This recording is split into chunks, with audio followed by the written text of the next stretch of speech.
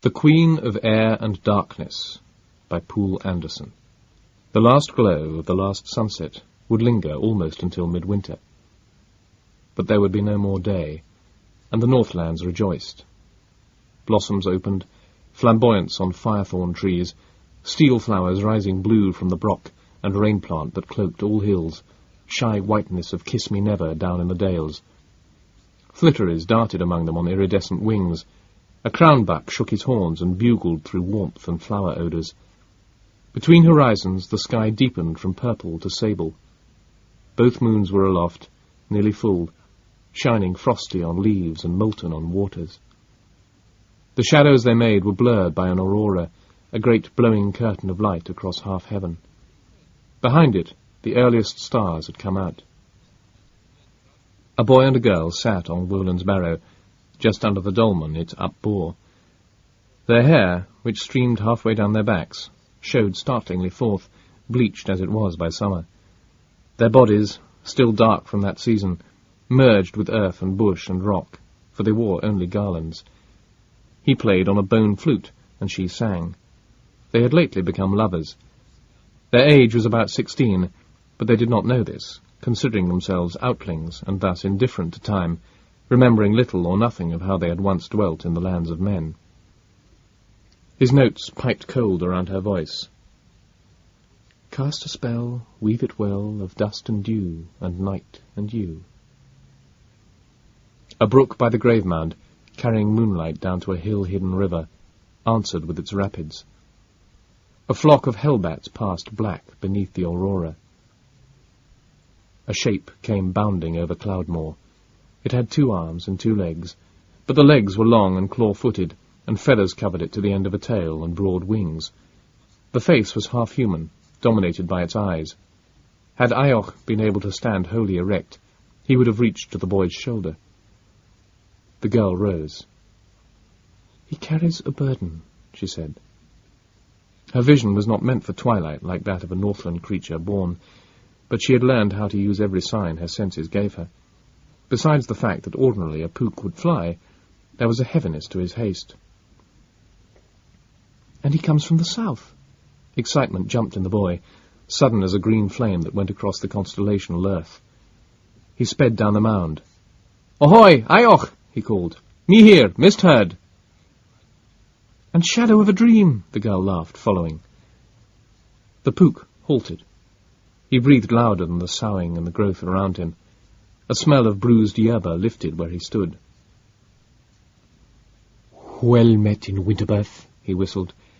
"You can help me bring this to Kahedin." He held out what he bore. His eyes were yellow lanterns above. It moved and whimpered. "Why, a child," Mist-Herd said. "Even as you were, my son, even as you were." "Ho, ho, ho, what a snatch!" Ayoch boasted.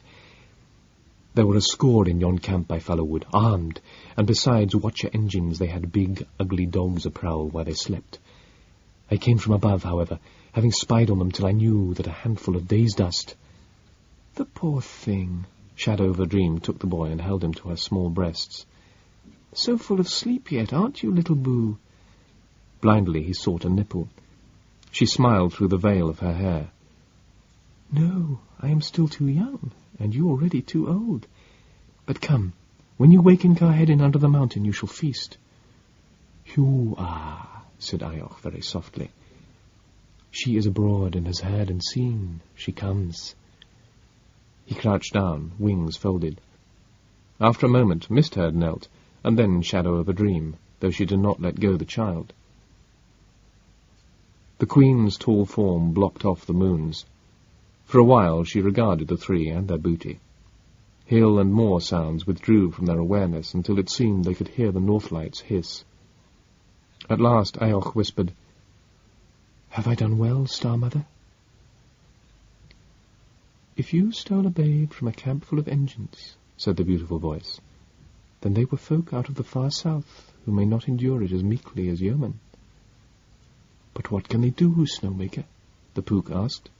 "How can they track us?" Mist-Herd lifted his head and spoke in pride. "Also, now they too have felt the awe of us." "And he is a cuddly dear," Shadow of a Dream said. "And we need more like him, do we not, Lady Skye?" "It had to happen in some twilight," agreed she who stood above. "Take him onward and care for him. By this sign, which she made, is he claimed for the dwellers." Their joy was freed. Ayoch cartwheeled over the ground till he reached a shiver leaf. There he swarmed up the trunk and out on a limb, perched half hidden by unrestful pale foliage, and crowed. Boy and girl bore the child toward Garhedin at an easy, distance-devouring lope, which let him pipe and her sing. Wahai, wahai, wayala lai. Wing on the wind, high over heaven, shrilly shrieking, rush with the rain spears, tumble through tumult, drift to the moon-hoar trees and the dream-heavy shadows beneath them, and rock in, be one with the clinking wavelets of lakes where the starbeams drown. As she entered, Barbara Cullen felt, through all grief and fury, stabbed by dismay. The room was unkempt. Journals, tapes, reels, codices, file-boxes, bescribbled papers were piled on every table. Dust filmed most shelves and corners. Against one wall stood a laboratory set-up, microscope, and analytical equipment. She recognized it as compact and efficient, but it was not what you would expect in an office, and it gave the air a faint chemical reek. The rug was threadbare, the furniture shabby. This was her final chance? Then Eric Sherrinford approached. "Good day, Mrs. Cullen," he said. His tone was crisp, his hand-clasp firm. His faded grip-suit didn't bother her. She wasn't inclined to fuss about her own appearance, except on special occasions. And would she ever again have one, unless she got back Jimmy? What she observed was a cat's personal neatness. A smile radiated in crow's feet from his eyes. "Forgive my bachelor housekeeping. On Beowulf we had, at any rate, machines for that, so I never acquired the habit myself, and I don't want a hireling disarranging my tools. More convenient to work out of my apartment than keep a separate office. Won't you be seated?" "No, thanks. I couldn't," she mumbled. "I understand. But if you'll excuse me, I function best in a relaxed position." He jackknifed into a lounger. One long shank crossed the other knee. He drew forth a pipe and stuffed it from a pouch. Barbara wondered why he took tobacco in so ancient a way. Wasn't Beowulf supposed to have the up-to-date equipment that they still couldn't afford to build on Roland? Well, of course, old customs might survive anyhow. They generally did in colonies, she remembered reading. People had moved starward in the hope of preserving such outmoded things as their mother tongues, or constitutional government, or rational technological civilization. Sherrinford pulled her up from the confusion of her weariness. "You must give me the details of your case, Mrs. Cullen. You've simply told me that your son was kidnapped and your local constabulary did nothing. Otherwise, I know just a few obvious facts, such as your being widowed rather than divorced, and you're the daughter of outweighers in Olga Ivanov land who, nevertheless, kept in close telecommunication with Christmas Landing. And you're trained in one of the biological professions, and you had several years' hiatus in field work until recently you started again." She gaped at the high-cheeked, beak-nosed, black-haired and grey-eyed countenance. His lighter made a scrit and a flare which seemed to fill the room. Quietness dwelt on this height above the city, and winter dusk was seeping in through the windows. "How in cosmos do you know that?" she heard herself exclaim.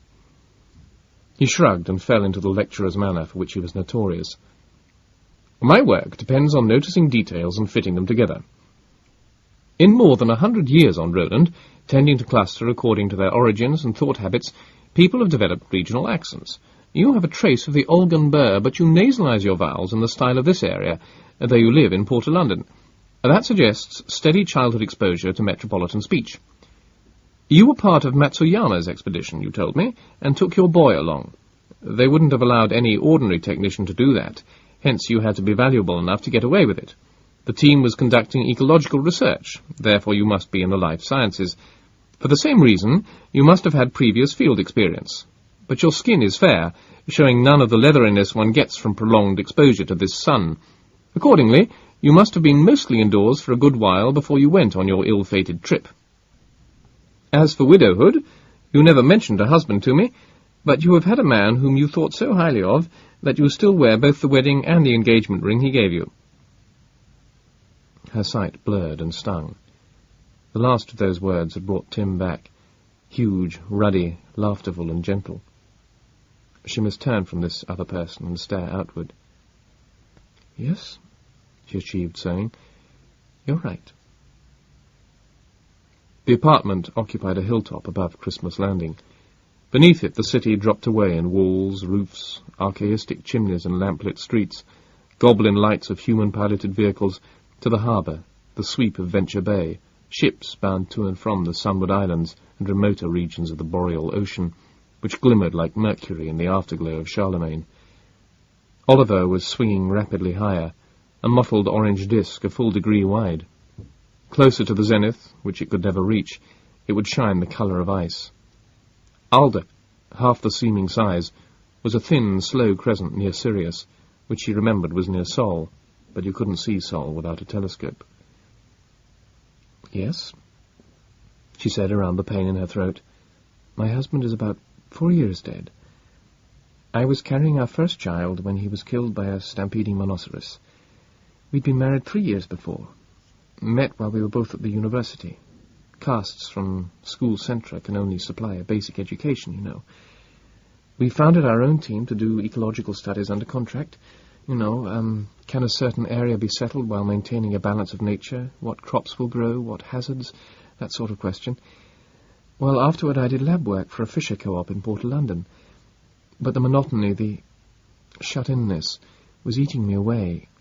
Professor Matsuyama offered me a position on the team he was organizing to examine Commissioner Hauchland. I thought, God help me, I thought Tim wanted him named James once the test showed it to be a boy, after his own father and because of Timmy and Jimmy, and, I thought Jimmy could safely come along. I couldn't bear to leave him behind for months, not at his age. We could make sure he'd never wander out of camp. What could hurt him inside it? I had never believed those stories about the outlings stealing human children. I suppose parents were trying to hide from themselves the fact they'd been careless. They'd let a kid get lost in the woods or attacked by a pack of Satans or... Well, I learned better, Mr. Sherrinford. The guard robots were evaded and the dogs were drugged, and when I woke, Jimmy was gone. He regarded her through the smoke from his pipe. Barbro Engdahl Cullen was a big woman of 30 or so. Rolandic years, he reminded himself, 95% of terrestrial, not the same as Beowulfian years. Broad-shouldered, long-legged, full-breasted, supple of stride. Her face was wide, straight nose, straightforward hazel eyes, heavy but mobile mouth.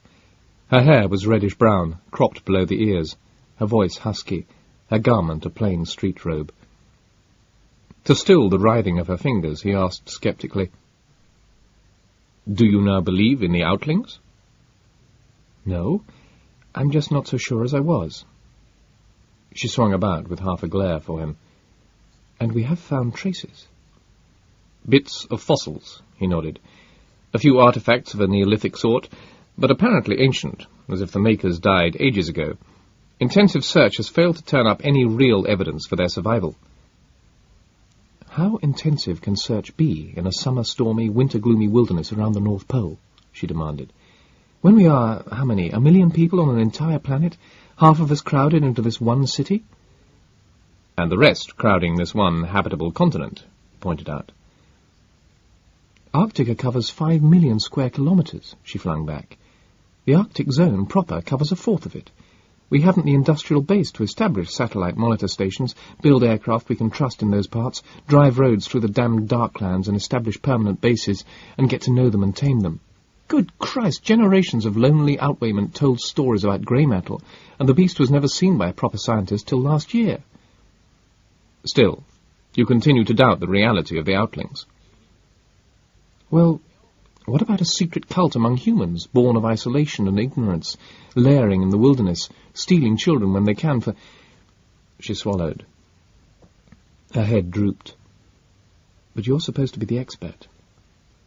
"From what you told me over the visiphone, the Port of London Constabulary questions the accuracy of the report your group made, thinks the lot of you are hysterical, claims you must have omitted a due precaution and the child toddled away and was lost beyond your finding." His dry words pried the horror out of her. Flushing, she snapped, "Like any settler's kid? No." "I didn't simply yell. I consulted data retrieval. A few too many such cases are recorded for accident to be a very plausible explanation. And shall we totally ignore the frightened stories about reappearances? But when I went back to the constabulary with my facts, they brushed me off. I suspect that was not entirely because they're undermanned. I think they're afraid, too. They're recruited from country boys, and Port of London lies near the edge of the unknown. Her energy faded. Roland hasn't got any central police force, she finished drably. You're my last hope. The man puffed smoke into twilight, with which it blent, before he said in a kindlier voice than hitherto, Please don't make it a high hope, Mrs. Cullen. I am the solitary private investigator on this world, having no resources beyond myself, and a newcomer to boot. How long have you been here? 12 years. Barely time to get a little familiarity with the relatively civilized coastlands. You settlers of a century or more, what do you even know about Arctica's interior? Sharonford sighed. I'll take the case, charging no more than I must, mainly for the sake of the experience, he said. But only if you'll be my guide and assistant, however painful it will be for you. Of course. I dreaded waiting idle. Why me, though? Hiring someone else as well qualified would be prohibitively expensive, on a pioneer planet where every hand has 1,000 urgent tasks to do. Besides, you have motive, and I'll need that. I, who was born on another world altogether strange to this one, itself altogether strange to Mother Earth, I am too dauntingly aware of how handicapped we are. Night gathered upon Christmas Landing.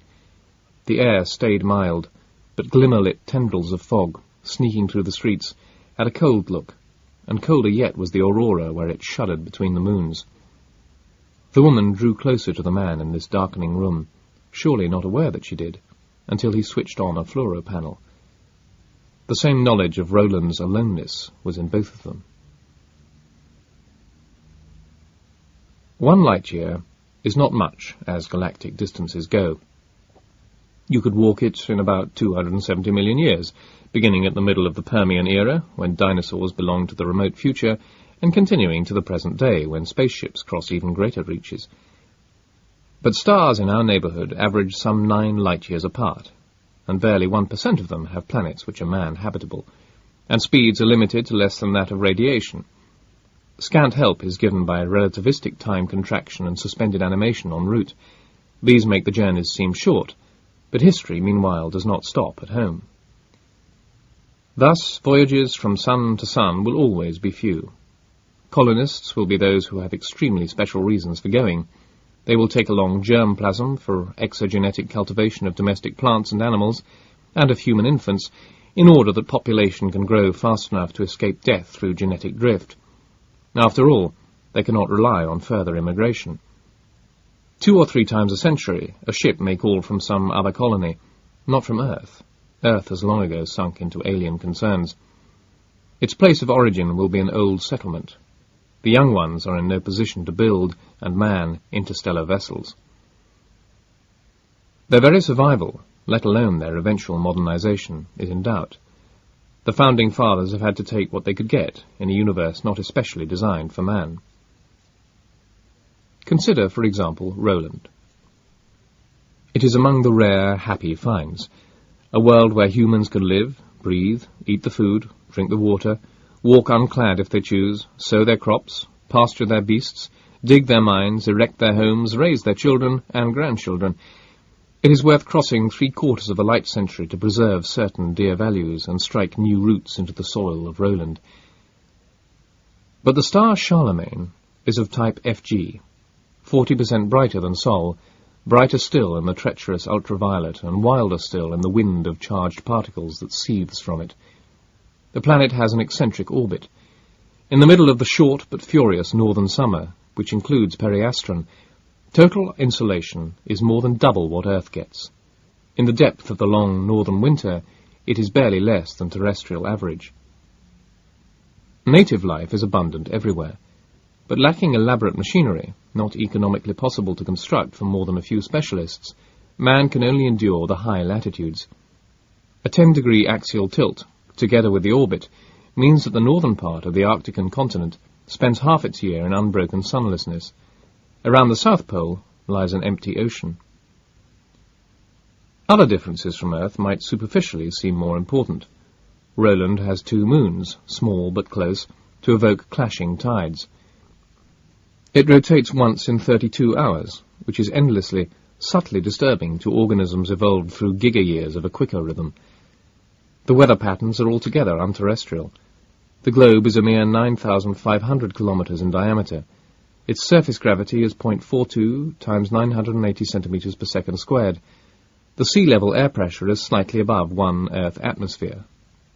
For actually, Earth is the freak, and man exists because a cosmic accident blew away most of the gas that a body its size ought to have kept, as Venus has done.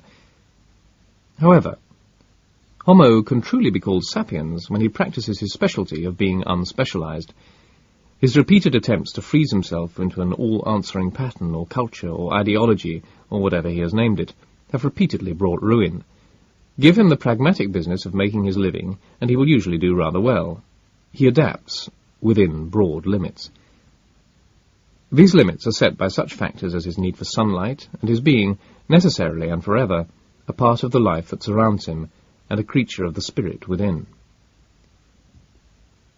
Port of London thrusts docks, boats, machinery, warehouses into the Gulf of Polaris. Behind them huddled the dwellings of its 5,000 permanent inhabitants. Concrete walls, storm shutters, high-peaked tile roofs. The gaiety of their paint looked forlorn amidst lamps. This town lay past the Arctic Circle. Nevertheless, Sherrinford remarked, "Cheerful place, eh? The kind of thing I came to Ronan looking for." Barbaro made no reply. The days in Christmas Landing, while he made his preparations, had drained her. Gazing out the dome of the taxi that was whirring them downtown from the hydrofoil that brought them, she supposed he meant the lushness of forest and meadows along the road, brilliant hues and phosphorescence of flowers in gardens, clamour of wings overhead. Unlike terrestrial flora in cold climates, Arctican vegetation spends every daylit hour in frantic growth and energy storage. Not till summer's fever gives place to gentle winter does it bloom and fruit, and estivating animals rise from their dens and migratory birds come home. The view was lovely, she had to admit. Beyond the trees, a spaciousness climbing toward remote heights, silvery grey under a moon, an aurora, the diffuse radiance from a sun just below the horizon. Beautiful as a hunting Satan, she thought, and as terrible. That wilderness had stolen Jimmy. She wondered if she would at least be given to find his little bones and take them to his father. Abruptly, she realized that she and Sherrinford were at the hotel, and that he had been speaking of the town. Since it was next in size after the capital, he must have visited here often before. The streets were crowded and noisy. Signs flickered, music blared from shops, taverns, restaurants, sports centres, dance halls. Vehicles were jammed down to molasses speed. The several stories high office buildings stood aglow. Port of London linked an enormous hinterland to the outside world. Down the Gloria River came timber rafts, oars, harvest of farms whose owners were slowly making Rolandic life serve them, meat and ivory and furs gathered by rangers in the mountains beyond Troll Scarp. In from the sea came coastwise freighters, the fishing fleet, produce of the Sunward Islands, plunder of whole continents farther south where bold men had ventured. It clanged in Port of London, laughed, blustered, swaggered, connived, robbed, preached, guzzled, swilled, toiled, dreamed, lusted, built, destroyed, died, was born, was happy, angry, sorrowful, greedy, vulgar, loving, ambitious, human. Neither the sun's blaze elsewhere, nor the half-year's twilight here, holy night around midwinter, was going to stay man's hand. Or so everybody said. Everybody except those who had settled in the Darklands. Barbara used to take for granted that they were revolving curious customs, legends and superstitions, which would die when the outway had been completely mapped and controlled. Of late, she had wondered. Perhaps Sherrinford's hints about a change in his own attitude brought about by his preliminary research were responsible. Or perhaps she just needed something to think about besides how Jimmy, the day before he went, when she asked him whether he wanted rye or French bread for a sandwich, answered in great solemnity he was becoming interested in the alphabet. "I'll have a slice of what we people call the F-bread." She scarcely noticed getting out of the taxi, registering, being conducted to a primitively furnished room. But after she unpacked, she remembered Sherrinford had suggested a confidential conference. She went down the hall and knocked on his door. Her knuckles sounded less loud than her heart.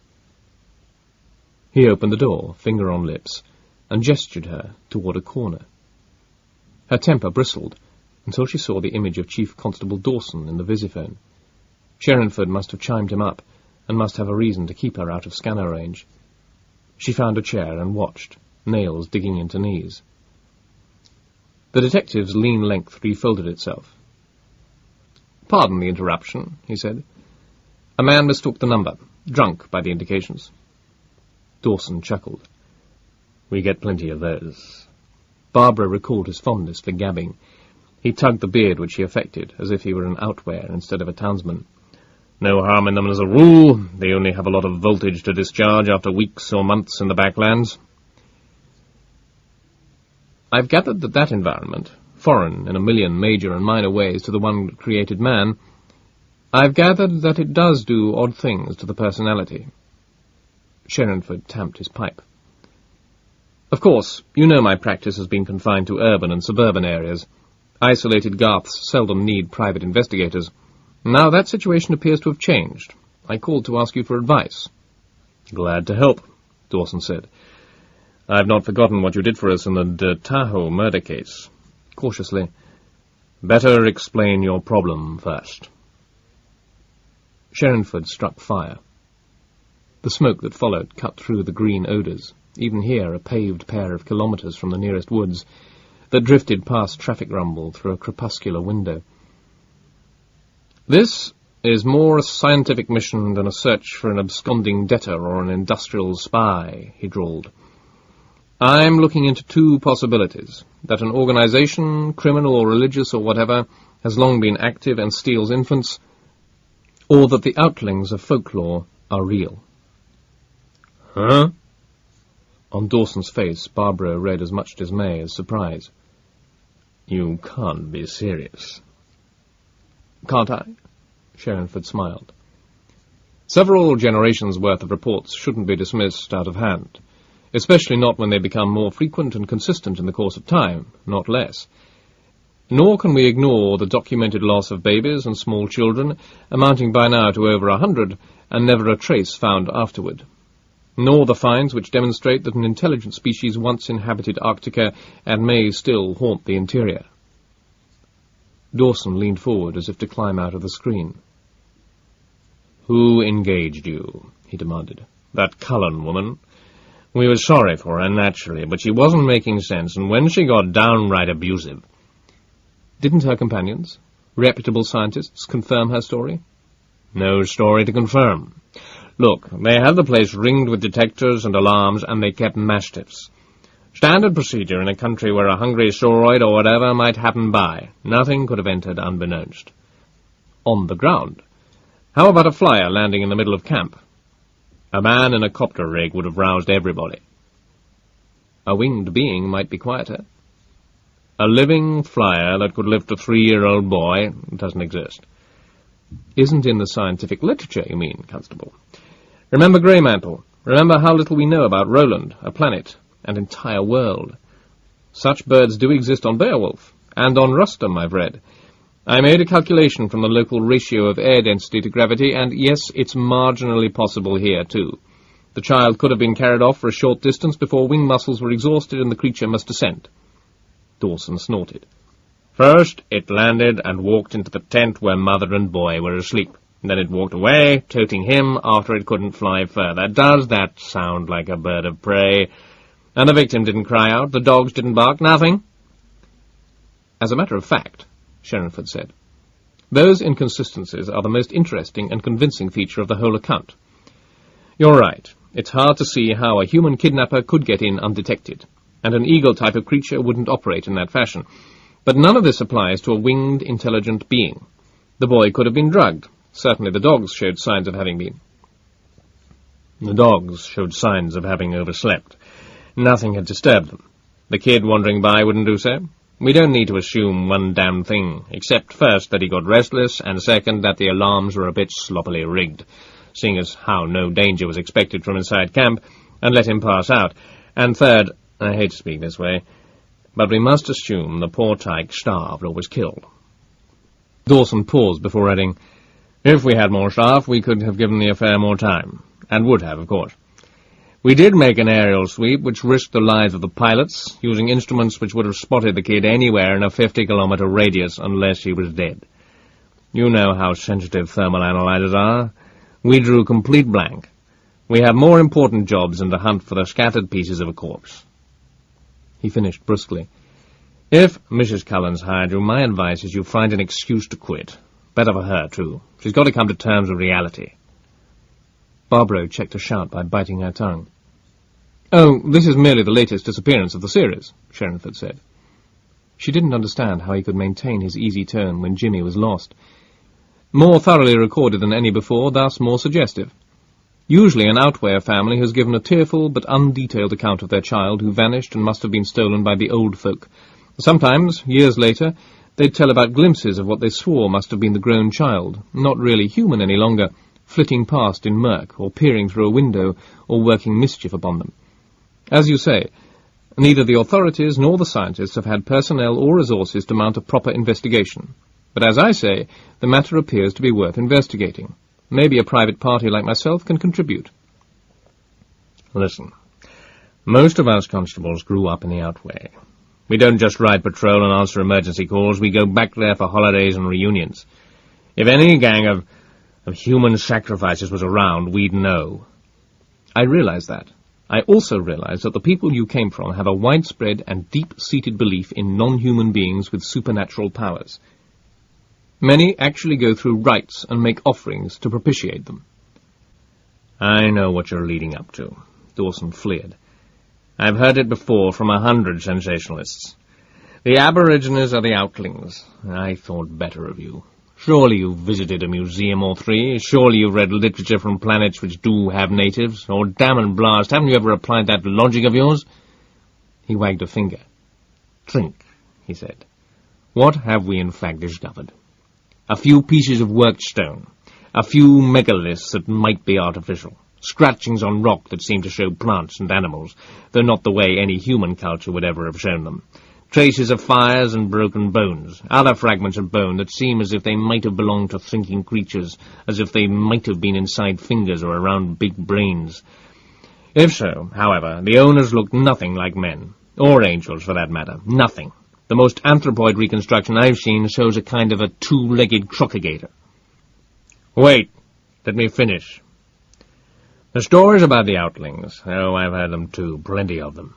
I believed them when I was a kid. The stories tell how they're different kinds, some winged, some not, some half-human, some completely human, except maybe for being too handsome. It's fairyland from ancient Earth all over again, isn't it?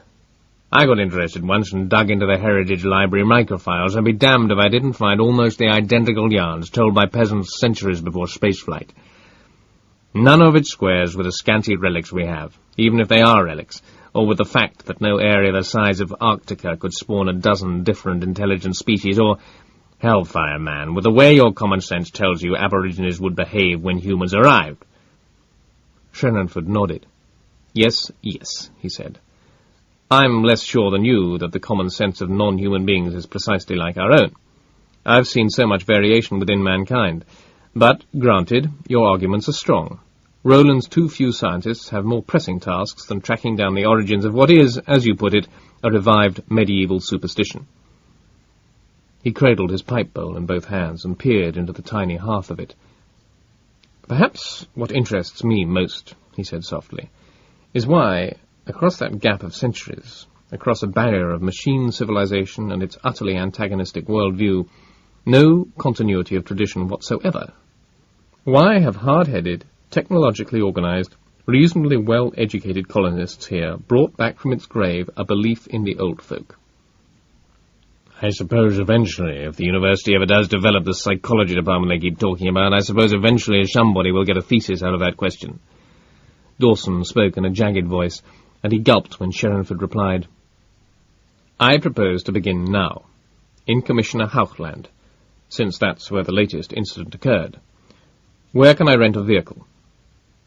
Might be hard to do. Come, tenderfoot or not, I know better. In an economy of scarcity, few people own heavy equipment, but since it's needed, it can always be rented. I want a camper bus with a ground effect drive suitable for every kind of terrain. And I want certain equipment installed, which I brought along, and the top canopy section replaced by a gun turret controllable from the driver's seat. But I'll supply the weapons. Besides rifles and pistols of my own, I've arranged to borrow some artillery from Christmas Landing's police arsenal. Hoy?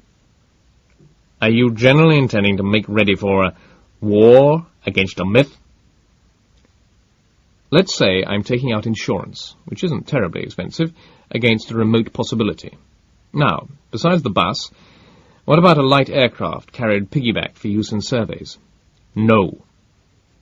Dawson sounded more positive than hitherto. That's asking for disaster. We can have you flown to a base camp in a large plane when the weather report's exactly right, but the pilot will have to fly back at once before the weather turns wrong again. Meteorology is underdeveloped on Roland. The air's especially treacherous this time of year, and we're not tooled up to produce aircraft that can outlive every surprise. He drew breath. Have you no idea of how fast a whirly-whirly can hit, or what size hailstones might strike from a clear sky, or... Once you're there, man, you stick to the ground. He hesitated. That's an important reason our information is so scanty about the Outway and its settlers are so isolated. Sherrinford laughed ruefully. Well, I suppose if details are what I'm after, I must creep along anyway. You'll waste a lot of time, Dawson said. Not to mention your client's money. Listen, I can't forbid you to chase shadows, but... The discussion went on for almost an hour. When the screen finally blanked, Sherrinford rose, stretched, and walked toward Barbara. She noticed anew his peculiar gait. He had come from a planet with a fourth again Earth's gravitational drag, to one where weight was less than half terrestrial. She wondered if he had flying dreams. I apologize for shuffling you off like that, he said. I didn't expect to reach him at once. He was quite truthful about how busy he is, but having made contact, I didn't want to remind him overmuch of you. He can dismiss my project as a futile fantasy which I'll soon give up, but he might have frozen completely, might even have put up obstacles before us, if he'd realized through you how determined we are. Why should he care? She asked in her bitterness. Fear of consequences? The worse because it is unadmitted. Fear of consequences the more terrifying because they are unguessable. Sherrinford's gaze went to the screen, and thence out the window to the aurora pulsing in glacial blue and white, immensely far overhead.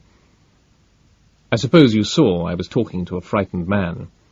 Down underneath his conventionality and scoffing, he believes in the Outlings. Oh yes, he believes. The feet of Mistherd flew over yerba and outpaced wind-blown driftweed. Beside him, black and misshapen, hulked Nagrim the Nicor, whose earthquake weight left a swathe of crushed plants. Behind, luminous blossoms of a firethorn shone through the twining, trailing outlines of Morgarel the Wraith. Here Cloudmoor rose in a surf of hills and thickets. The air lay quiet, now and then carrying the distance-muted howl of a beast. It was darker than usual at Winterbirth, the moons being down and aurora a wan flicker above mountains on the northern world edge. But this made the stars keen, and their numbers crowded heaven, and Ghost Road shone among them as if it, like the leafage beneath, were paved with dew. "Yonder!" bawled Nagrim. All four of his arms pointed. The party had topped a ridge. Far off glimmered a spark. "Oh! Oh! Are we right of stamped them flat or plucked them apart slow?" "We shall do nothing of the sort, Bone Brain," Morgarel's answer slid through their heads. "Not unless they attack us, and they will not unless we make them aware of us, and her command is that we spy out their purposes." "Grrrm! I know their aim. Out down trees, stick ploughs in land, sow their cussed seed in the clods and in their sheaves. lest we drive them into the bitter water, and soon, they'll wax too strong for us. Not too strong for the Queen, Mistad protested, shocked. Yet they do have new powers, it seems, Morgarel reminded him. Carefully must we probe them. Then carefully can we step on them? Asked Nagrin. The question woke a grin out of Mistherd's own uneasiness. He slapped the scaly back. "Don't talk, you," he said. "It hurts my ears. Nor think. That hurts your head. Come, run." "Ease yourself," Morgarel scolded. "You have too much life in you, human-born." Mistherd made a face at the wraith, but obeyed to the extent of slowing down and picking his way through what cover the country afforded. For he travelled on behalf of the fairest, to learn what had brought a pair of mortals guesting hither. Did they seek that boy whom Aioch stole? He continued to weep for his mother, though less and less often as the marvels of Carhedin entered him. Perhaps. A birdcraft had left them and their car at the now abandoned campsite, from which they had followed an outward spiral. But when no trace of the cub had appeared inside a reasonable distance, they did not call to be flown home. And this wasn't because weather forbade the far-speaker waves to travel, as was frequently the case. No, instead the couple set off toward the mountains of Moonhorn. Their course would take them past a few outlying invader steadings, and on into realms untrodden by their race. So this was no ordinary survey. Then what was it? Mistherd understood now why she who reigned had made her adopted mortal children learn, or retain, the clumsy language of their forebears. He had hated that drill, wholly foreign to dweller ways. Of course, you obeyed her, and in time you saw how wise she had been. Presently, he left Nagrin behind a rock. The Nicor would only be useful in a fight, and crawled from bush to bush until he lay within man-lengths of the humans. A rain plant drooped over him, leaves soft on his bare skin, and clothed him in darkness. Morgarel floated to the crown of a shiver leaf, whose unrest would better conceal his flimsy shape. He'd not be much help either. And that was the most troublous, the almost appalling thing here. Wraiths were among those who could not just sense and send thoughts, but cast illusions. Morgarel had reported that this time his power seemed to rebound off an invisible cold wall around the car. Otherwise, the male and female had set up no guardian engines and kept no dogs. Belike they supposed none would be needed, since they slept in the long vehicle which bore them. But such contempt of the Queen's strength could not be tolerated, could it? Metal sheened faintly by the light of their campfire. They sat on either side, wrapped in coats against a coolness that Mistherd, naked, found mild. The male drank smoke. The female stared past him into a dusk which her flame-dazzled eyes must see as thick gloom. The dancing glow brought her vividly forth. Yes, to judge from Aioch's tale, she was the dam of the new cub. Aioch had wanted to come too, but the wonderful one forbade. Pooks couldn't hold still long enough for such a mission. The man sucked on his pipe. His cheeks thus pulled into shadow, while the light flickered across nose and brow. He looked disquietingly like a shearbill about to stoop on prey. "No, I tell you again, Barbaro, I have no theories," he was saying. "When facts are insufficient, theorizing is ridiculous at best, misleading at worst." "Still, you must have some idea of what you're doing," she said. It was plain that they had threshed this out often before. No dweller could be as persistent as she, or as patient as he was. "That gear you packed, that generator you keep running." "I have a working hypothesis or two, which suggested what equipment I ought to take." "Why won't you tell me what these hypotheses are?" "They themselves indicate that might be inadvisable at the present time. I'm still feeling my way into the labyrinth, and I haven't had a chance yet to hook everything up. In fact, we're really only protected against so-called telepathic influence." "What?" She started. "Do you mean those legends about how they can read minds, too?" Her words trailed off, and her gaze sought the darkness beyond his shoulders. He leaned forward. His tone lost its clipped rapidity, grew earnest and soft. "Barbaro, you're racking yourself to pieces. which is no help to Jimmy if he's alive, the more so when you may well be badly needed later on. We've a long trek before us, and you'd better settle into it." She nodded jerkily and caught her lip between her teeth for a moment before she answered, "I'm trying." He smiled around his pipe. "I expect you'll succeed. You don't strike me as a quitter or a whiner or an enjoyer of misery." She dropped her hand to the pistol at her belt. Her voice changed. It came out of her throat like knife from sheath. "When we find them, they'll know what I am, what humans are." "Put anger aside also," the man urged. "We can't afford emotions. If the outlings are real, as I told you I'm provisionally assuming, they're fighting for their homes." After a short stillness he added, "I like to think that if the first explorers had found live natives, men would not have colonized Roland. But too late now. We can't go back if we wanted to. It's a bitter-end struggle against an enemy so crafty that he's even hidden from us the fact that he is waging war." "Is he? I mean, skulking, kidnapping an occasional child?" "Well, that's part of my hypothesis. I suspect those aren't harassments, they're tactics employed in a chillingly subtle strategy." The fire sputtered and sparked. The man smoked a while, brooding, until he went on, "I didn't want to raise your hopes or excite you unduly while you had to wait on me, first in Christmas Landing, then in Port London. Afterward we were busy satisfying ourselves Jimmy had been taken farther from camp than he could have wandered before collapsing. So I'm only telling you now how thoroughly I studied available material on the old folk. Besides, at first I did it on the principle of eliminating every imaginable possibility, however absurd. I expected no result other than final disproof, but I went through everything: relic, analyses, histories, journalistic accounts, monographs.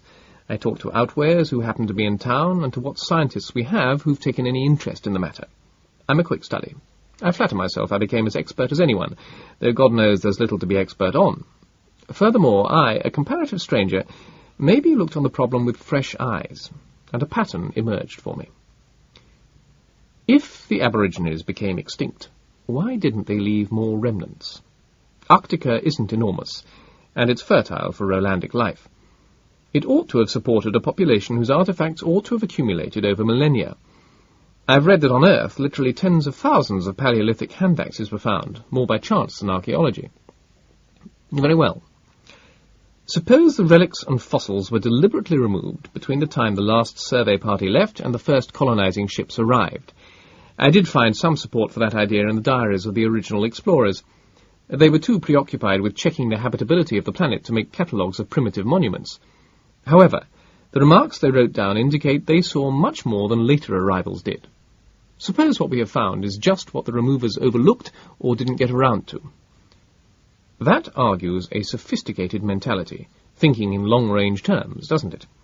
Which in turn argues that the old folk were not mere hunters or Neolithic farmers. Nobody ever saw buildings or machines or any such thing, Barbara protested. No. Most likely the natives didn't go through our kind of metallurgic industrial evolution. I can conceive of other paths to take. Their full-fledged civilization might have begun, rather than ended, in biological science and technology. It might have developed potentialities of the nervous system which might be greater in their species than in man. We have those abilities to some degree ourselves, you realize. A dowser, for instance, actually senses variations in the local magnetic field caused by a water table. However, in us, these talents are maddeningly rare and tricky, so we took our business elsewhere. Who needs to be a telepath, say, when he has a visiphone? The old folk may have seen it the other way round. The artifacts of their civilization may still be unrecognizable to men. They could have identified themselves to the men, though, Barbara said. Why didn't they? I can imagine any number of reasons. As they could have had a bad experience with interstellar visitors earlier in their history. Ours is scarcely the sole race that has spaceships. However, I told you I don't theorize in advance of the facts. Let's say no more than that the old folk, if they exist, are alien to us. For a rigorous thinker, you're spinning a mighty thin thread. I've admitted this is entirely provisional. He squinted at her through a royal of campfire smoke. You came to me, Barbaro, insisting in the teeth of officialdom your boy had been stolen. But your own talk about cultist kidnappers was ridiculous. Why are you reluctant to admit the reality of non-humans?" "In spite of the fact that Jim is being alive probably depends on it," she sighed. "I know." A shudder. "Maybe I don't dare admit it." "I've said nothing thus far that hasn't been speculated about in print," he told her. "A disreputable speculation, true. In 100 years nobody has found valid evidence for the outlings being more than a superstition. Still, a few people have declared it's at least possible intelligent natives are at large in the wilderness." "I know," she repeated. "I'm not sure, though, what has made you, overnight, take those arguments seriously." "Well, once you got me started thinking, it occurred to me that Roland's outweighers are not utterly isolated medieval crofters. They have books, telecommunications, power tools, motor vehicles. Above all, they have a modern, science-oriented education. Why should they turn superstitious? Something must be causing it." He stopped. "I'd better not continue. My ideas go further than this, but if they're correct, it's dangerous to speak them aloud." Miss Hurd's belly muscles tensed.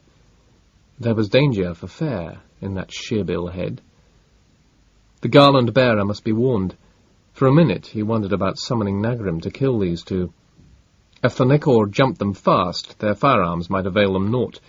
But no. They might have left word at home, or... He came back to his ears. The talk had changed course. Barbara was murmuring, "Why you stayed on, Roland?"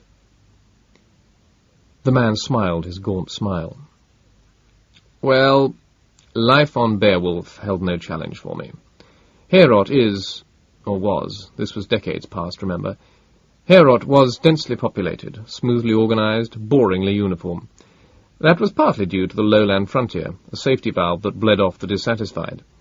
But I lacked the carbon dioxide tolerance necessary to live healthily down there. An expedition was being readied to make a swing around a number of colony worlds, especially those which didn't have the equipment to keep in laser contact. You'll recall its announced purpose, to seek out new ideas in science, arts, sociology, philosophy, whatever might prove valuable.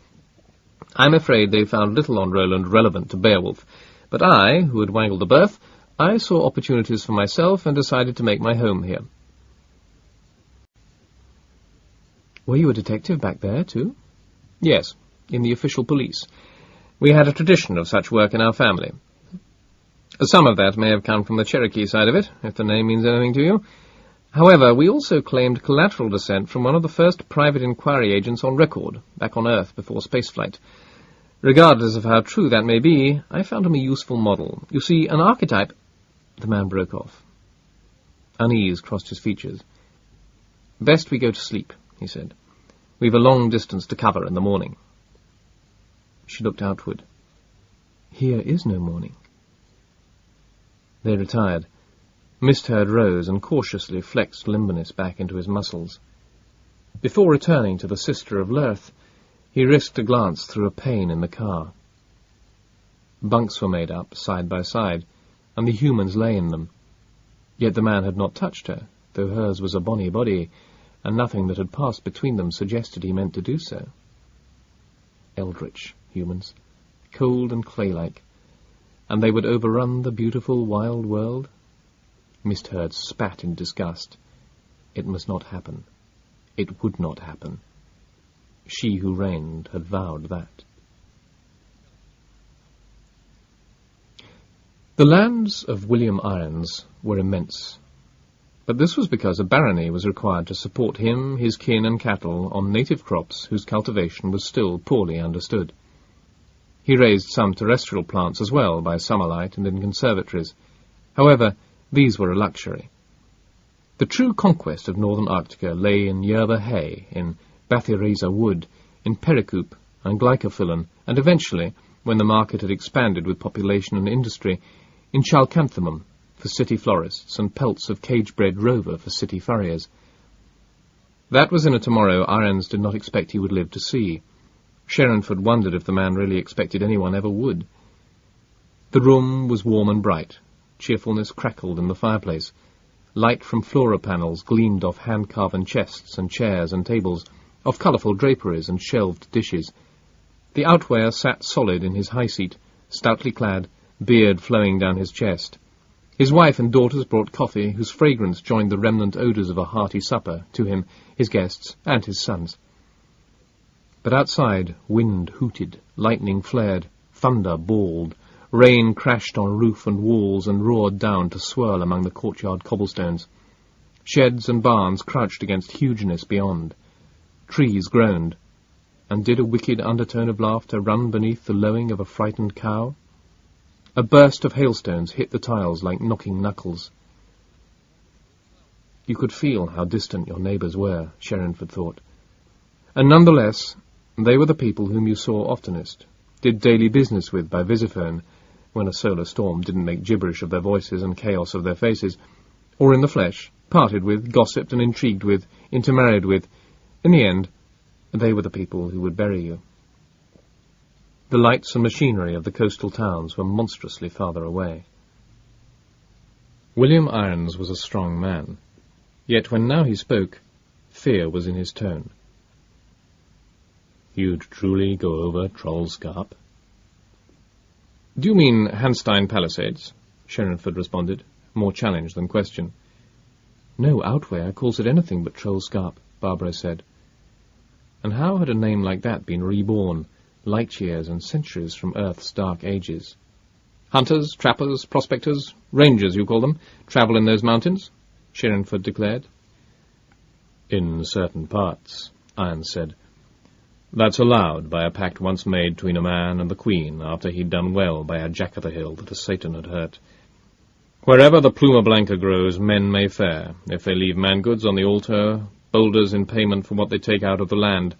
Elsewhere, one fist clenched on a chair arm and went slack again, it's not wise to go. It's been done, hasn't it? Oh, yes. And some came back all right, or so they claimed, though I've heard they were never lucky afterward. And some didn't, they vanished. And some who returned babbled of wonders and horrors and stayed witlings the rest of their lives. Not for a long time has anybody been rash enough to break the pact and overtread the bounds. Irons looked at Barbaro almost entreatingly. His woman and children stared likewise, grown still. Wind hooted beyond the walls and rattled the storm shutters. Don't you. I've reason to believe my son is there, she answered. Yes, you've told, and I'm sorry. Maybe something can be done. I don't know what, but I'll be glad to, lay a double offering on Onvar's barrow this midwinter, and a prayer drawn in the turf by a flint knife. Maybe they'll return him. Irons sighed. They've not done such a thing in man's memory, though, and he could have a worse lot. I've glimpsed them myself, speeding madcap through twilight. They seem happier than we are. Might be no kindness sending your boy home again. Like in the Arvid song, said his wife. Irons nodded. Mm-hmm. Or others, come to think of it. What's this? Sherrinford asked. More sharply than before, he felt himself a stranger. He was a child of cities and technics, above all a child of the sceptical intelligence. This family believed. It was disquieting to see more than a touch of their acceptance in Barbaro's slow nod. We have the same ballad in Olga Ivanov land, she told him, her voice less calm than the words. It's one of the traditional ones. Nobody knows who composed them, that are sung to set the measure of a ring dance in a meadow. I noticed a multi-lyre in your baggage, Mrs. Cullen, said the wife of Irons. She was obviously eager to get off the explosive topic of a venture in defiance of the old folk. A songfest could help. Would you like to entertain us? Barbaro shook her head, white around the nostrils. The oldest boy said quickly, rather importantly, Well, sure, I can, if our guests would like to hear. I'd enjoy that, thank you. Sherrinford leaned back in his seat and stroked his pipe. If this had not happened spontaneously, he would have guided the conversation toward a similar outcome. In the past, he had had no incentive to study the folklore of the Outway, and not much chance to read the scanty references on it, since Barbaro brought him her trouble. Yet more and more he was becoming convinced he must get an understanding, not an anthropological study, a feel from the inside out, of the relationship between Roland's frontiersmen and those beings which haunted them. A bustling followed, rearrangement, settling down to listen, coffee cups refilled and brandy offered on the side. The boy explained, "The last line is in the chorus. Everybody join in, right?" Clearly he too hoped thus to bleed off some of the tension. Catharsis through music? Sherrinford wondered, and added to himself, no, exorcism. A girl strummed a guitar. The boy sang, to a melody which beat across the storm noise. It was the Ranger Ovid rode homeward through the hills, among the shadowy shiver leaves, along the chiming hills. The dance weaves under the firethorn. The night wind whispered round him with scent of brack and rue. Both moons rose high above him, and hills aflash with dew. The dance weaves under the firethorn. And dreaming of that woman who waited in the sun, he stopped amazed by starlight, and so he was undone. The dance weaves under the firethorn. For there beneath a barrow that bulked athwart a moon, the outling folk were dancing in glass and golden shoon. The dance weaves under the firethorn. The outling folk were dancing like water, wind, and fire to frosty ringing harp strings, and never did they tire. The dance weaves under the firethorn. To Arvid came she striding from where she watched the dance, the queen of air and darkness, with starlight in her glance. The dance weaves under the firethorn. With starlight, love and terror in her immortal eye, the queen of air and darkness... No! Barbara leaped from her chair. Her fists were clenched and tears flogged her cheekbones. You can't pretend that about the things that stole Jimmy. She fled from the chamber, upstairs to her guest bedroom. But she finished the song herself. That was about 70 hours later, camped in the steeps where rangers dared not fare. She and Sherrinford had not said much to the Irons family after refusing repeated pleas to leave the forbidden country alone. Nor had they exchanged many remarks at first as they drove north. Slowly, however, he began to draw her out about her own life. After a while she almost forgot to mourn, in her remembering of home and old neighbours. Somehow this led to discoveries, that he, beneath his professorial manner, was a gourmet and a lover of opera, and appreciated her femaleness, that she could still laugh and find beauty in the wild land around her, and she realized, half guiltily, that life held more hopes than even the recovery of the son Tim gave her. "I've convinced myself he's alive," the detective said. He scowled. "Frankly, it makes me regret having taken you along. I expected this would be only a fact-gathering trip, but it's turning out to be more. If we're dealing with real creatures who stole him, they can do real harm. I ought to turn back to the nearest garth and call for a plane to fetch you." "Like bottommost hell, you will, mister," she said. "You need somebody who knows Outway conditions, and I'm a better shot than average." It would involve considerable delay, too, wouldn't it? Besides the added distance, I can't put a signal through to any airport before this current burst of solar interference has calmed down. Next night, he broke out his remaining equipment and set it up. She recognized some of it, such as the thermal detector. Other items were strange to her, copied to his order from the advanced apparatus of his birth world. He would tell her little about them. "I've explained my suspicion that the ones we're after have telepathic capabilities," he said in apology. Her eyes widened. "You mean it could be true?" The Queen and her people can read minds? Well, that's part of the dread which surrounds their legend, isn't it? Actually, there's nothing spooky about the phenomenon. It was studied and fairly well defined centuries ago on Earth. I dare say the facts are available in the scientific microfiles on Christmas Landing.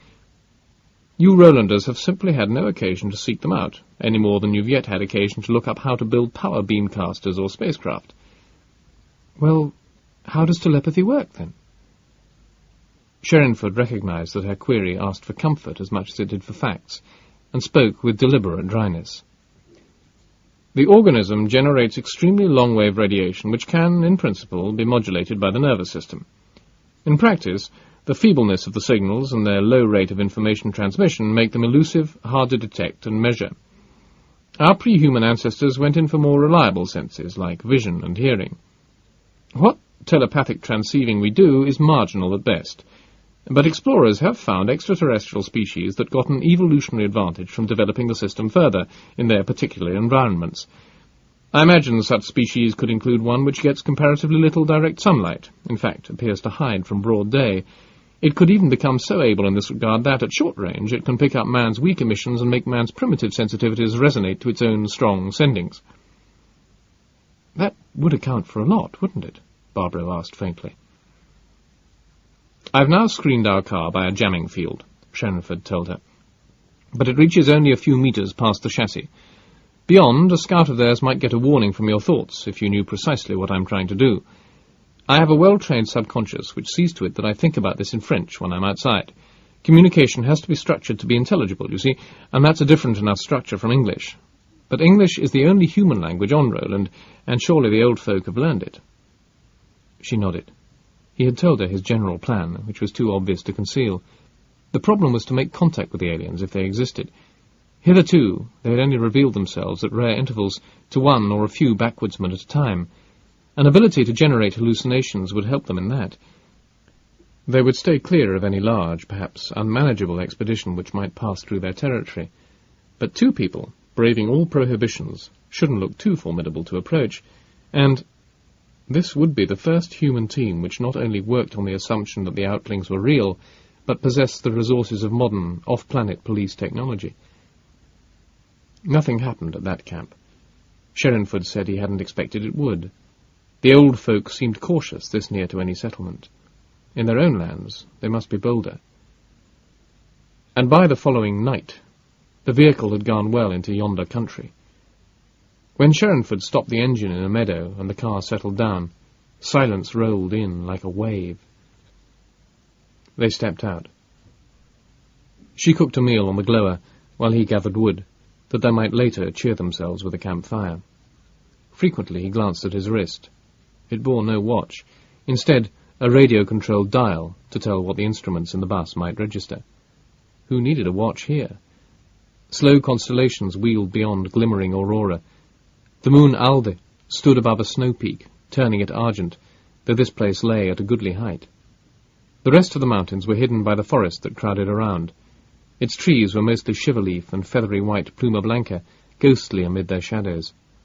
A few firethorns glowed, clustered dim lanterns, and the underbrush was heavy and smelled sweet. You could see surprisingly far through the blue dusk. Somewhere nearby, a brook sang and a bird fluted. "Lovely here," Sherrinford said. They had risen from their supper and not yet sat down or kindled their fire. "But strange," Barbaro answered as low. "I wonder if it's really meant for us, if we can really hope to possess it." His pipe stem gestured at the stars. "Man's gone to stranger places than this." "Has he? I suppose it's just something left over from my Outway childhood. But do you know, when I'm under them, I can't think of the stars as balls of gas, whose energies have been measured, whose planets have been walked on by prosaic feet. No, they're small and cold and magical. Our lives are bound to them. After we die, they whisper to us in our graves." Barbaro glanced downward. "I realize that's nonsense." She could see in the twilight how his face grew tight. "Not at all," he said. "Emotionally, physics may be a worse nonsense. And in the end, you know, after a sufficient number of generations, thought follows feeling. Man is not at heart rational. He could stop believing the stories of science if those no longer felt right. He paused. "That ballad which didn't get finished in the house," he said, not looking at her. "Why did it affect you so?" "I was overwrought. I couldn't stand hearing them well praised. Or that's how it seemed. My apologies for the fuss." "I gather the ballad is typical of a large class." "Well, I never thought to add them up. Cultural anthropology is something we don't have time for on Roland, or more likely it hasn't occurred to us with everything else there is to do.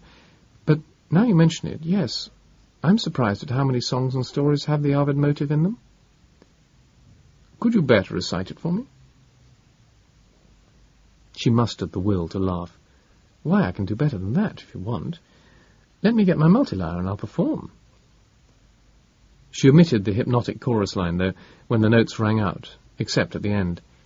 He watched her where she stood against moon and aurora. "The Queen of Air and Darkness cried softly in the sky, 'Light down, you Ranger Arvid, and join the outling folk. You need no more be human, which is a heavy yoke.' He dared to give her answer, 'I may do naught but run. A maiden waits me dreaming in lands beneath the sun. And likewise wait me comrades and tasks I would not shirk. For what is Ranger Arvid if he lays down his work? So wreak your spells, you outling, and cast your wrath on me. Though maybe you can slay me, you'll not make me unfree.'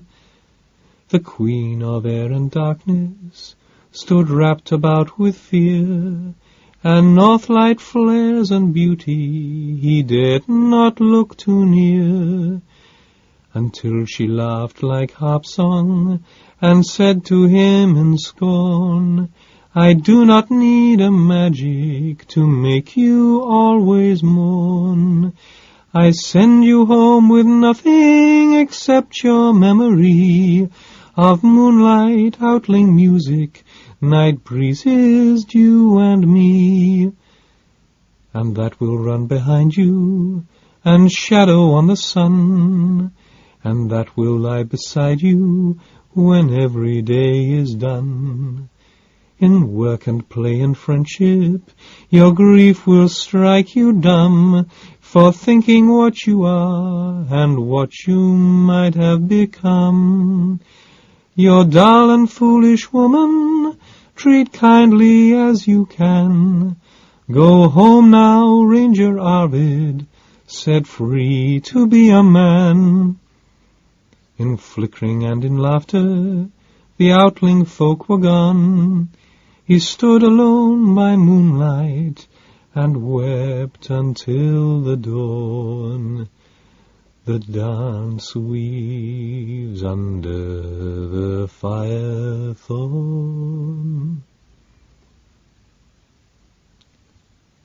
She laid the lyre aside. A wind rustled leaves. After a long quietness, Sherrinford said, "And tales of this kind are part of everyone's life in the Outway?" "Well, you could put it thus," Barbara replied, "though they're not all full of supernatural doings. Some are about love or heroism, traditional themes." "I don't think your particular tradition has arisen of itself." His tone was bleak. "In fact, I think many of your songs and stories were not composed by humans." He snapped his lips shut and would say no more on the subject. They went early to bed. Hours later, an alarm roused them. The buzzing was soft, but it brought them instantly alert. They slept in grip suits to be prepared for emergencies. Sky glow lit them through the canopy. Sherrinford swung out of his bunk, slipped shoes on feet, and clipped gun holster to belt. "Stay inside," he commanded. "What's there?" Her pulse thudded. He squinted at the dials of his instruments and checked them against the luminous telltale on his wrist. 3 animals, he counted. Not wild ones happening by. A large one, homeothermic, to judge from the infrared, holding still a short ways off. Another, low temperature, diffuse and unstable emission, as if it were more like a swarm of cells coordinated somehow. Pheromonally?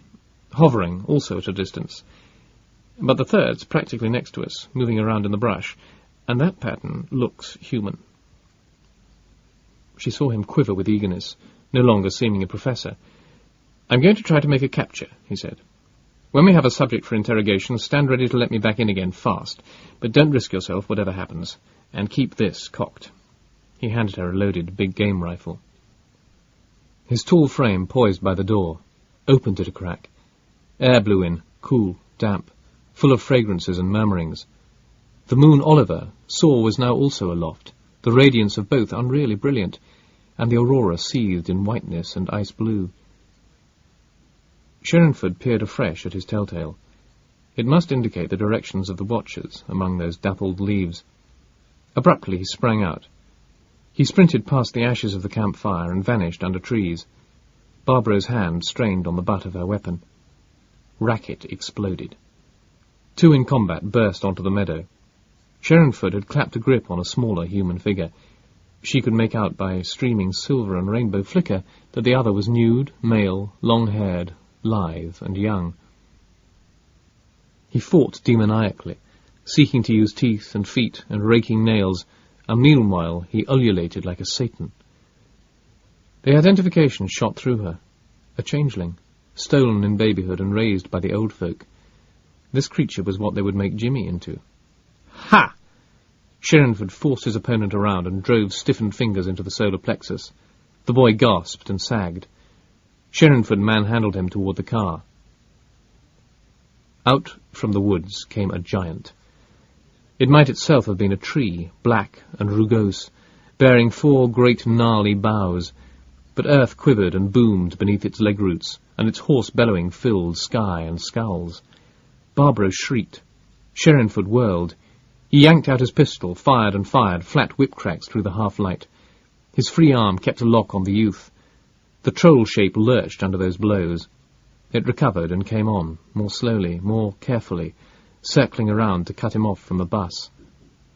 He couldn't move fast enough to evade unless he released his prisoner, who was his sole possible guide to Jimmy. Barbaro leaped forth.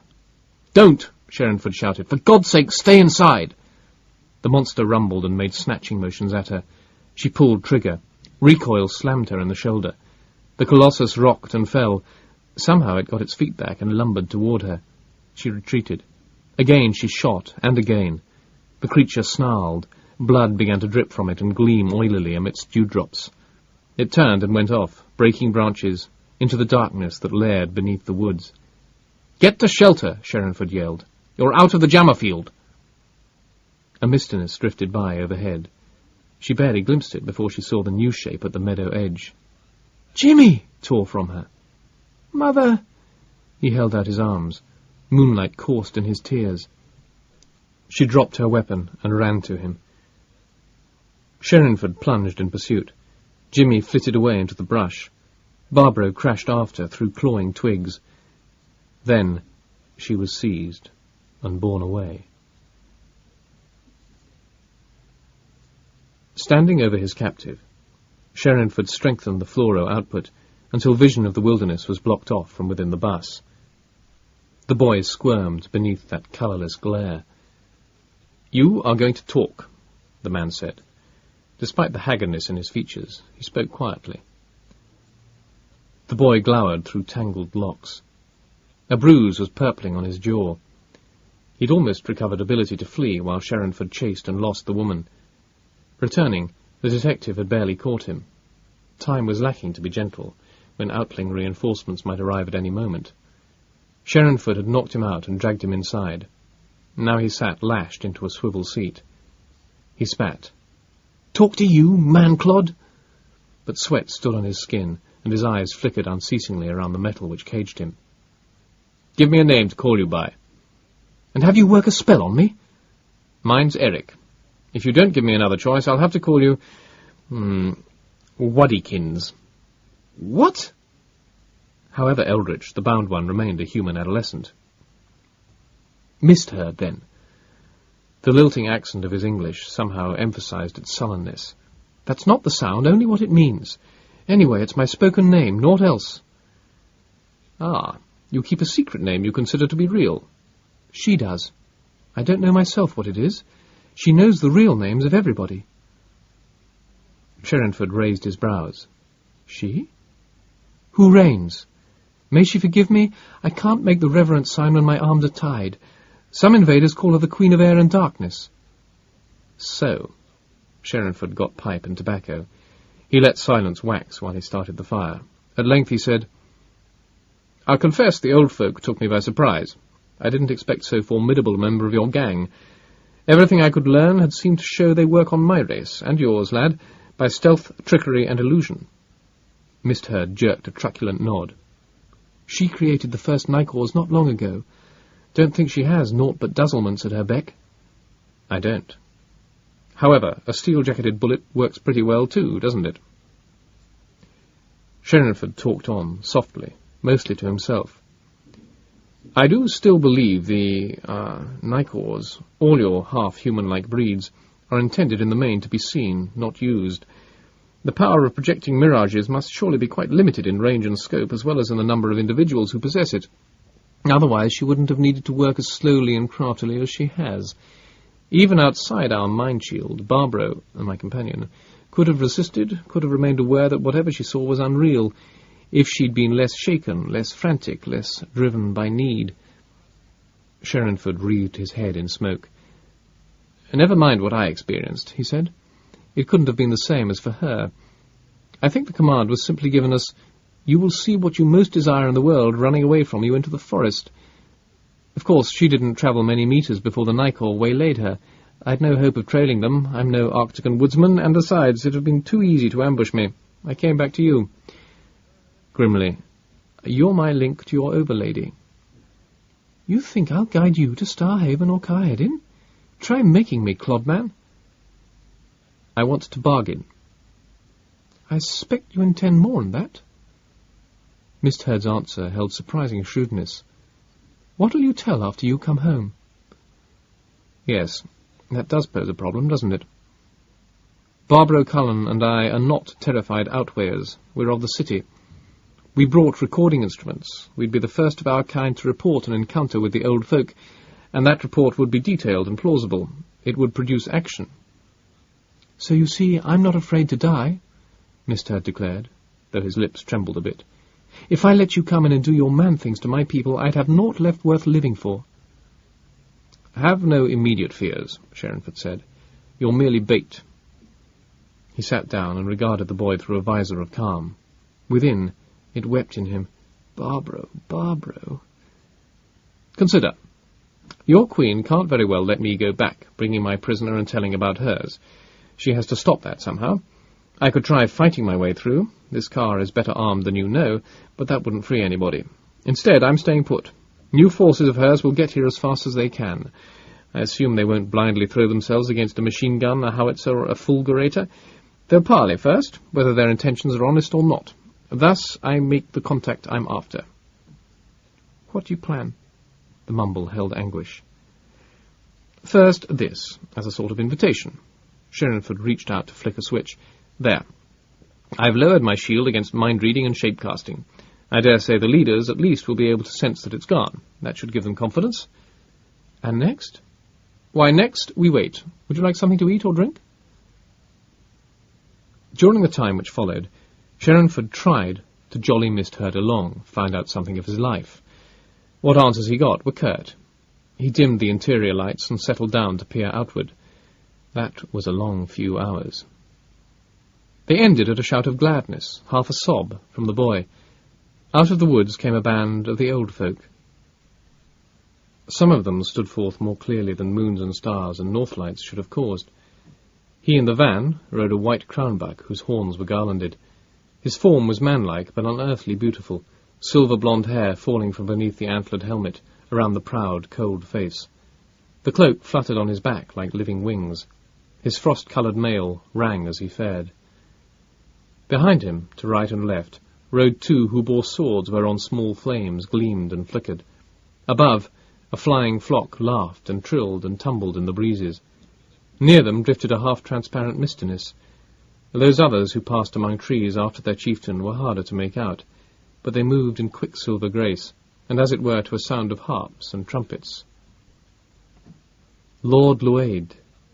Glory overflowed in Mistherd's tone. Her master Noah himself.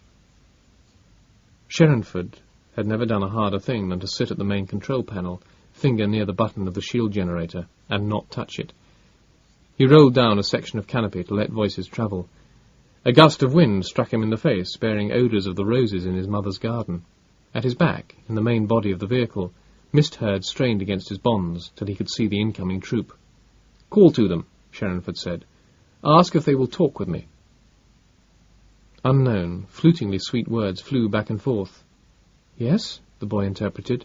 "He will, the Lord Luaid. But I can tell you, you'll never be let go. Don't fight them. Yield. Come away. You don't know what 'tis to be alive till you've dwelt in Carhedin under the mountain."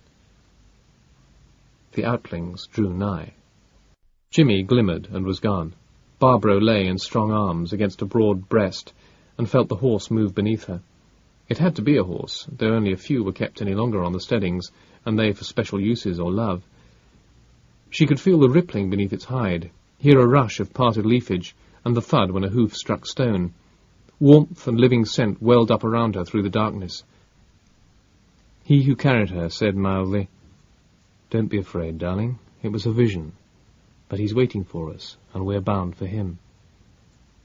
She was aware in a vague way that she ought to feel terror or despair or something, but her memories lay behind her. She wasn't sure just how she had come to be here. She was borne along in a knowledge of being loved, at peace, rest in the calm expectation of joy. After a while the forest opened.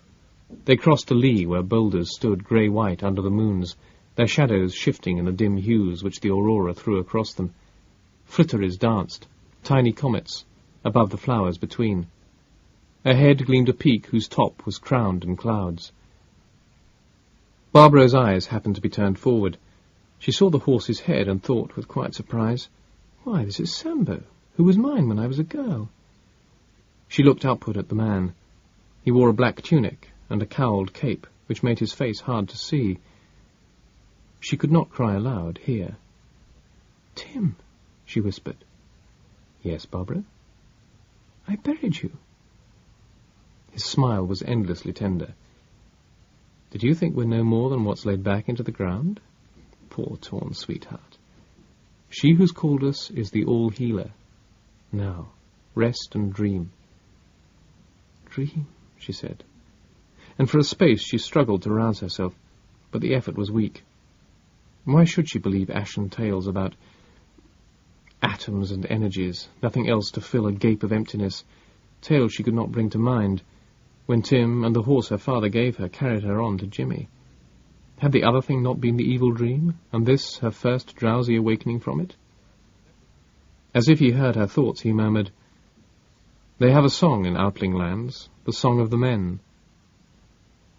The world sails to an unseen wind, light swirls by the bows, the wake is night." But the dwellers have no such sadness. "I don't understand," she said. He nodded. "There's much you'll have to understand, darling, and I can't see you again until you've learned those truths. But meanwhile, you'll be with our son."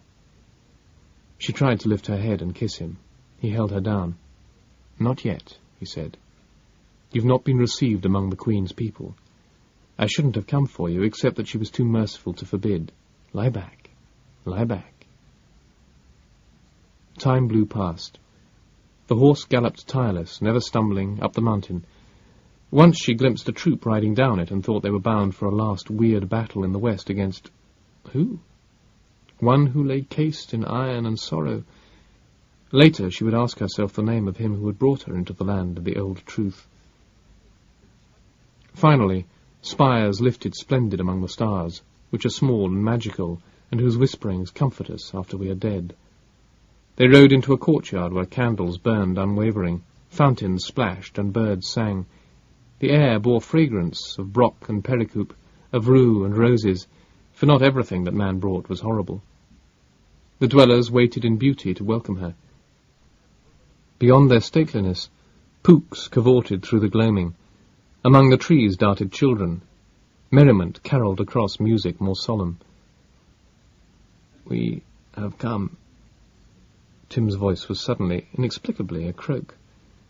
Barbara was not sure how he dismounted, bearing her. She stood before him and saw him sway on his feet. Fear caught her. "Are you well?" She seized both his hands. They felt cold and rough. Where had Sambo gone? Her eyes searched beneath the cowl. In this brighter illumination, she ought to have seen her man's face clearly, but it was blurred. It kept changing. "What's wrong? Oh, what's happened?" He smiled.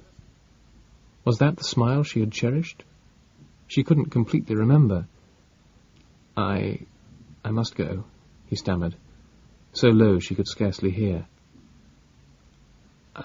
"Our time is not ready." He drew free of her grasp and leaned on a robed form which had appeared at his side.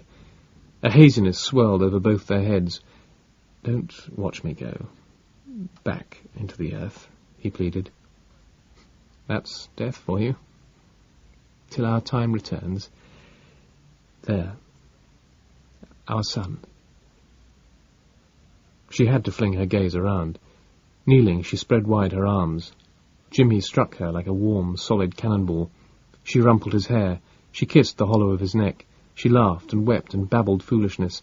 And this was no ghost, no memory that had stolen off when she wasn't looking. Now and again, as she turned her attention to yet another hurt which might have come upon him, hunger, sickness, fear, and found none, she would glimpse their surroundings. The gardens were gone. It didn't matter. "I misted you so, Mother. Stay." "I'll take you so home, dearest." "Stay. Here's fun. I'll show. But you stay." A sighing went through the twilight. Barbara rose. Jimmy clung to her hand. They confronted the Queen. Very tall she was, in her robes woven of north lights, and her starry crown, and her garlands of kiss me never.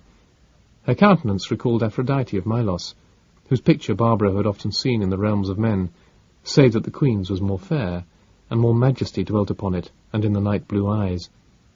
Around her the gardens woke to new reality, the court of the dwellers and the heaven-climbing spires. "Be welcome," she spoke, her speaking a song. "Forever."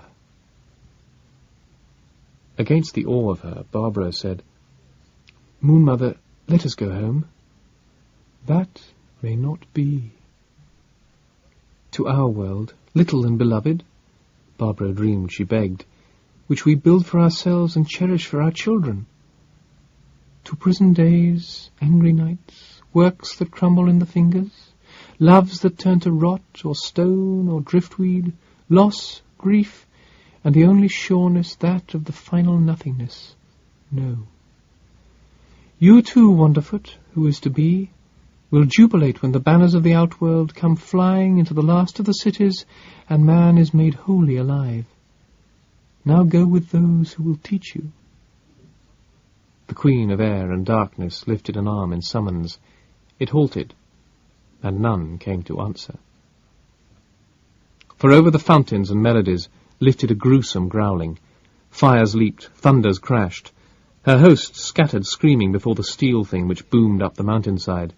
The pooks were gone in a whirl of frightened wings. The Nicors flung their bodies against the unalive invader and were consumed until their mother cried to them to retreat. Barbara cast Jimmy down and herself over him. Towers wavered and smoked away. The mountains stood bare under icy moons, save for rocks, crags, and farther off a glacier in whose depths the auroral light pulsed blue. A cave-mouth darkened a cliff. Thither folk streamed, seeking refuge underground. Some were human of blood, some grotesques like the pooks and Nicors and wraiths, but most were lean, scaly, long-tailed, long-beaked, not remotely men or outlings. For an instant, even as Jimmy wailed at her breast, perhaps as much because the enchantment had been wrecked as because he was afraid, Barbaro pitied the queen, who stood alone in her nakedness. Then that one also had fled, and Barbaro's world shivered apart. The guns fell silent. The vehicle whirred to a halt. From it sprang a boy who called wildly, "Shadow of a dream, where are you? It's me, Mistard, oh come, come!" Before he remembered that the language they had been raised in was not man's. He shouted in that until a girl crept out of a thicket where she had hidden. They stared at each other through dust, smoke, and moonglow. She ran to him. A new voice barked from the car. "Barbaro, hurry!" Christmas landing, new day. Short at this time of year, but sunlight, blue skies, white clouds, glittering water, salt breezes in busy streets, and the sane disorder of Eric Sherrinford's living room. He crossed and uncrossed his legs where he sat, puffed on his pipe as if to make a veil, and said, "Are you certain you're recovered? You mustn't risk overstrain."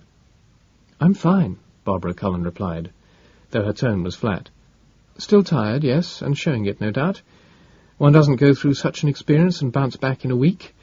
But I'm up and about, and to be frank, I must know what's happened, what's going on, before I can settle down to regain my full strength. Not a word of news anywhere." "Have you spoken to others about the matter?" "No. I've simply told visitors I was too exhausted to talk. Not much of a lie. I assumed there's a reason for censorship." Sherrinford looked relieved. "Good girl. It's at my urging. You can imagine the sensation when this is made public. The authorities agreed they need time to study the facts, think and debate in a calm atmosphere, have a decent policy ready to offer voters who are bound to become rather hysterical at first." His mouth quirked slightly upward. "Furthermore, your nerves and Jimmy's get their chance to heal before the journalistic storm breaks over you. How is he?" "Quite well. He continues pestering me for leave to go play with his friends in the wonderful place, but at his age he'll recover. He'll forget." "He may meet them later, anyhow." "What? We didn't—" Barbara shifted in her chair. "I've forgotten, too. I hardly recall a thing from our last hours. Did you bring back any kidnapped humans?" "No. The shock was savage as it was, without throwing them straight into an institution. Mist Hurd, who's basically a sensible young fellow, assured me they'd get along, at any rate as regards survival necessities, till arrangements can be made." Sherrinford hesitated. "I'm not sure what the arrangements will be. Nobody is at our present stage. But obviously they include those people, or many of them, especially those who aren't full-grown, rejoining the human race, though they may never feel at home in civilization. Perhaps in a way that's best, since we will need some kind of mutually acceptable liaison with the dwellers." His impersonality soothed them both. Barbaro became able to say, "Was I too big a fool? I do remember how I yowled and beat my head on the floor." "Why, no." He considered the big woman and her pride for a few seconds before he rose, walked over, and laid a hand on her shoulder. "You'd been lured and trapped by a skilful play on your deepest instincts, at a moment of sheer nightmare. Afterward, as that wounded monster carried you off, evidently another type of being came along, one that could saturate you with close-range neuropsychic forces. On top of this, my arrival, the sudden brutal abolishment of every hallucination, must have been shattering. No wonder if you cried out in pain.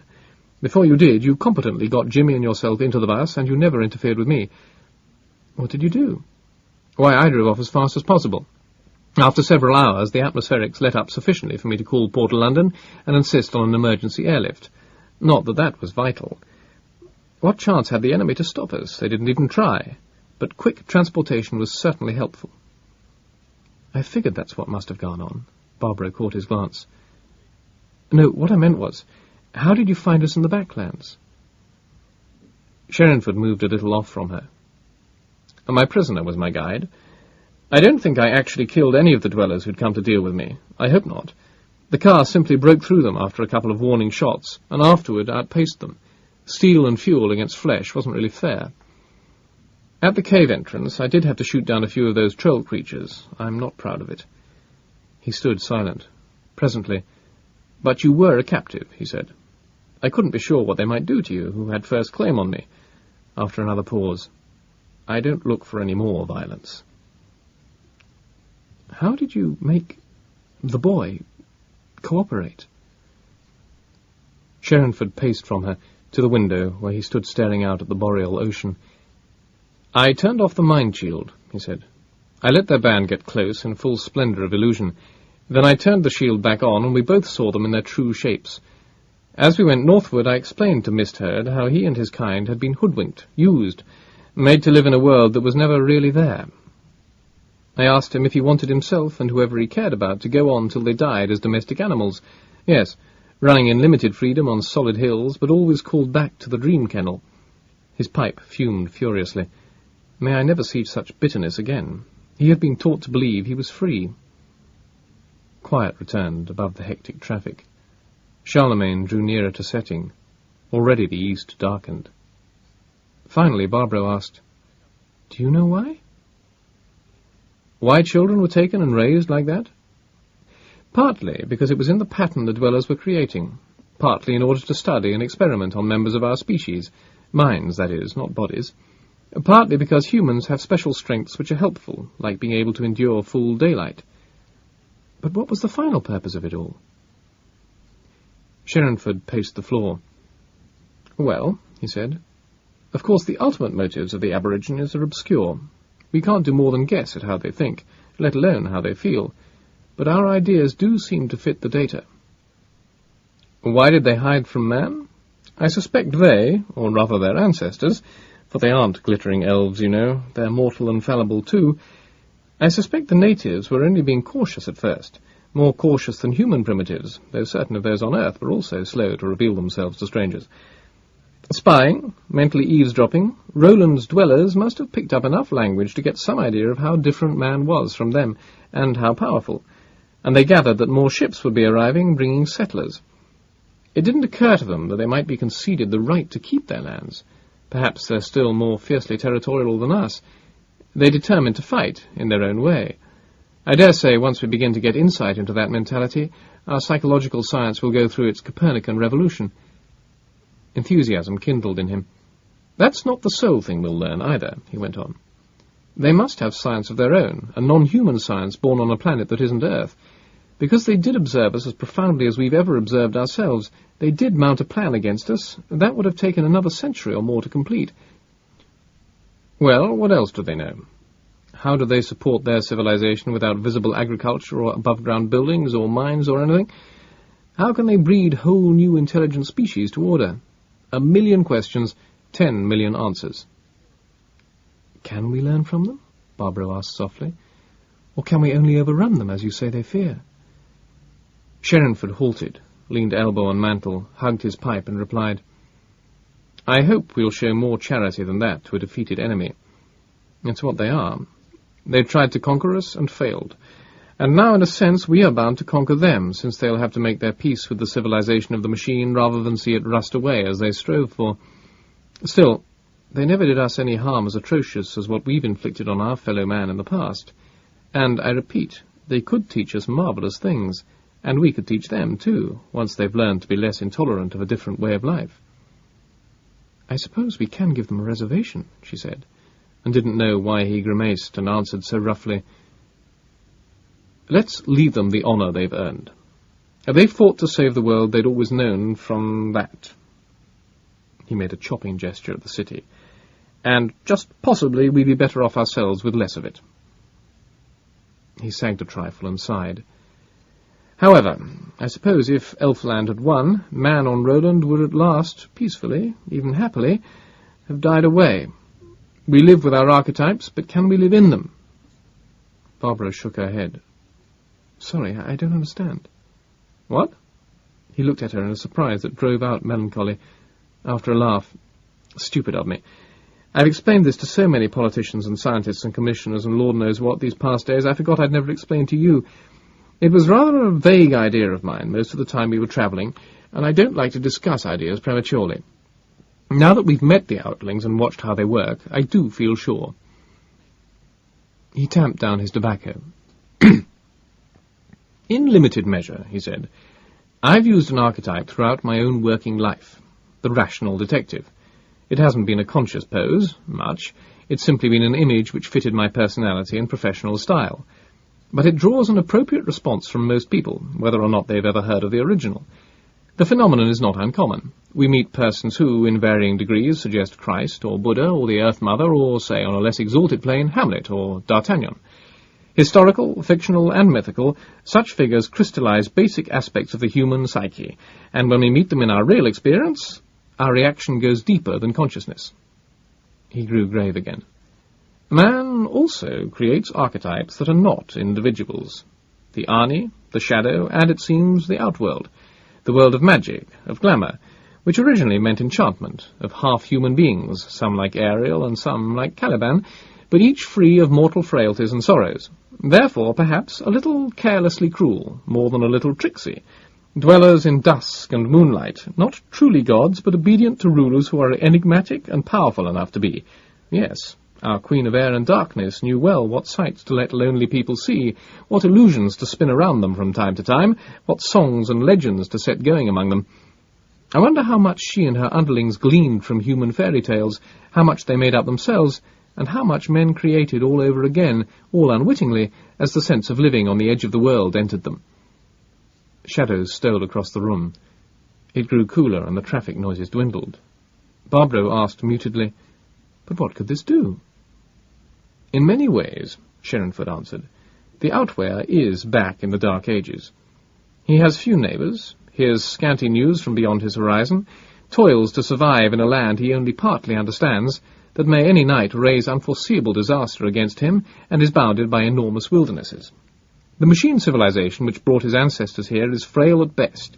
He could lose it as the Dark Age nations had lost Greece and Rome, as the whole of Earth seems to have lost it.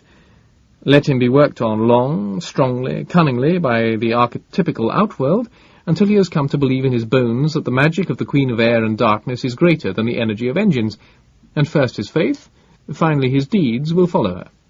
Oh, it wouldn't happen fast. Ideally, it would happen too slowly to be noticed, especially by self-satisfied city people. But when in the end the hinterland gone back to the ancient way turned from them, how could they keep alive? Barbro breathed. "She said to me, when their banners flew in the last of our cities, we would rejoice." "I think we would have, by then," Sherrinford admitted. "Nevertheless, I believe in choosing one's own destiny." He shook himself, as if casting off a burden. He knocked the dottle from his pipe and stretched, muscle by muscle. "Well," he said, "it isn't going to happen." She looked straight at him. "Thanks to you." A flush went up his thin cheeks. "In time, I'm sure, somebody else would have. Anyhow, what matters is what we do next, and that's too big a decision for one individual or one generation to make."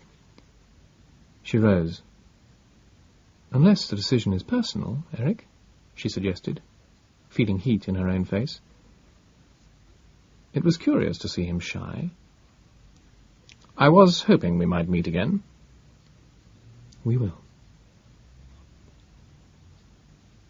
Ayoch sat on Woland's barrow. Aurora shuddered so brilliant, in such vast sheafs of light, as almost to hide the waning moons. Firethorn blooms had fallen. A few still glowed around the tree roots, amidst dry brock which crackled underfoot and smelled like wood smoke. The air remained warm, but no gleam was left on the sunset horizon. "Farewell, fair Lucky," the Pook called. Mist-Herd and Shadow of a Dream never looked back. It was as if they didn't dare. They trudged on out of sight, toward the human camp, whose lights made a harsh new star in the south. Ayoch lingered. He felt he should also offer goodbye to her who had lately joined him that slept in the dolmen. Likely none would meet here again for loving or magic. But he could only think of one old verse that might do. He stood and trilled. Out of her breast a blossom ascended, the summer burned it, the song is ended.